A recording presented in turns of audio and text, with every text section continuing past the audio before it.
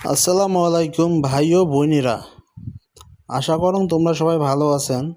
মুইও ভালো আছুং। ঘটনা হল, বাড়িত বহুদিন থেকে হাঁস খাবার চাং, কিন্তু এই হাঁস পরিষ্কার করার ভয়ে বাড়িতে কয় হাঁস নিয়ে আইসেন না।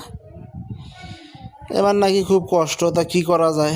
আজকে যেহেতু শুক্রবার, হরকল্লির হাট, সকালবেলা উঠে হরকল্লির হাট গেনু। যাওয়ার পর হাঁসগুলো দেখি আর মন মানিল না যে একটা হাঁস নেই। তা হাঁস নেওয়ার পরে দেখলাম যে এখানে একটা পোলট্রির দোকান আছে। পোলট্রির দোকানে একটা ড্রেসিং মেশিনও আছে। তো ওই ভাই জিজ্ঞেস করলো, ভাই আমার হাঁসটা এখানে পরিষ্কার করে দেওয়া যায় না?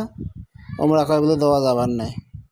তারপর কি করনু, অনেকক্ষণ দেরি করার পরে, বাইক রিকোয়েস্ট করার পরে, যেহেতু ওনার মুরগির দোকান, আমরা খালি মুরগি পরিষ্কার করে, তোমার ব্যবসা আছে, ব্যবসা সারি করি দেয় না।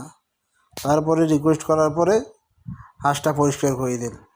হাঁসটা প্রথমে গরম পানির চুপবার পরে এই যে ড্রেসিং মেশিনটা দেখেনছো, এই ড্রেসিং মেশিনের ভেতর ফেলে দেয়, 1 মিনিটের মধ্যে পরিষ্কার হয়ে বেড়াল। পরিষ্কার হওয়ার পরে যখন বের করিল, তখন ফির দেখুন কারিয়ে পাখা। তারপরে কোনো যে ভাই কারিয়ে পাখা যে এলাং থাকিল, তারপর কত যে হাঁসগুলো খাইবেন মজা মজা করি, তা কারিয়ে পাখাগুলো বাড়ির যায় না, কষ্ট করি পরিষ্কার করেন। তোমরাও কিন্তু অর্কলের একটা হাঁস নিয়ে এই ভাইয়ের দোকানত আসিয়ে ড্রেসিং করে পান। তা তোমাকগুলো ভিডিওটা কেমন লাগিল কমেন্ট করি এখনো জানান। আর এই ভাইয়ের দোকান কিন্তু হরকল দেহের ডুগিয়ায় ডিগির উচেত।